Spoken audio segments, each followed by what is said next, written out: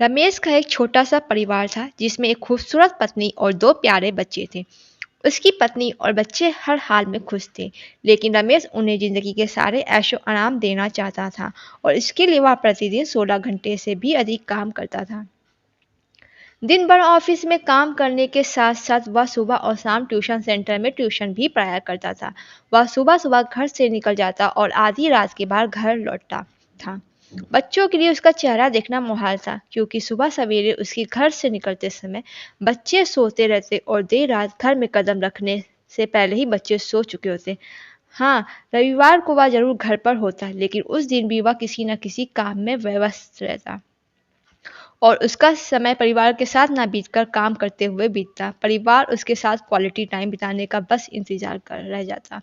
पत्नी अक्सर उससे कहा करती कि उसे घर में वक्त बिताना चाहिए, बच्चे उसे बहुत मिस करते हैं। उस वक्त वह यही जवाब देता कि यह सब मैं उनके लिए ही तो कर रहा हूँ। बढ़ते घरेलू खर्च और स्कूल खर्च के लिए मेरा ज़्यादा काम करना ज़रूरी है। मैं उन्हें एक अच्छी ज़िंदगी देना चाहता हूँ। रमेश की यह दिनचर्या वर्षों जारी रही। वह यूं ही परिवार को अनदेखा कर कड़ी मेहनत करता रहा।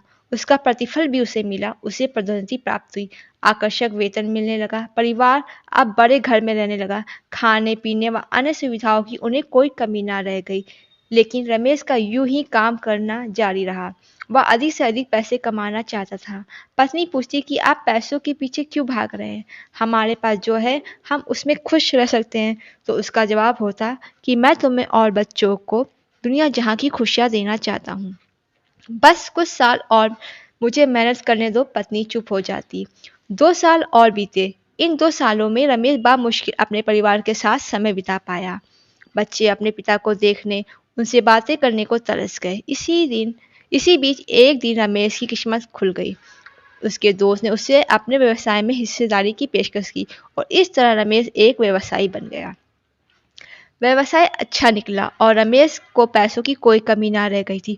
उसका परिवार अब शहर के सबसे अमीर परिवारों में से एक था। उसके पास सभी सुख सुविधाएं और विलासिता थी, लेकिन अपने बच्चों से मिलने का समय उसके पास अब भी नहीं था।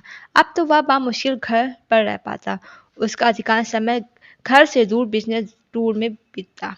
साल गुजरने के साथ उसके बच्चे बड़े हो गए। अब वे किशोर अवस्था में पहुंच गए थे। रमेश ने भी इन सालों में इतना पैसा कमा लिया था कि उसकी अगली 5 पीढ़ियां शानदार जीवन जी सकती थीं। एक दिन रमेश के परिवार ने छुट्टी बिताना समुद्र तट स्थित अपने घर जाने की योजना बनाई। बेटी ने उससे पूछा, पापा, क्या आप एक दिन हमारे साथ समय बिताएंगे? रमेश ने जवाब दिया, हाँ जरूर, कल तुम लोग जाओ, मैं कुछ काम करके 2 दिन में वहां पहुंचता हूँ। उसके बाद का मेरा पूरा समय तुम लोगों का है।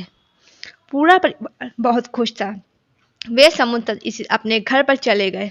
2 दिन बाद रमेश वहां पहुंचा, लेकिन उस दिन उसके साथ समय बिताने कोई नहीं था।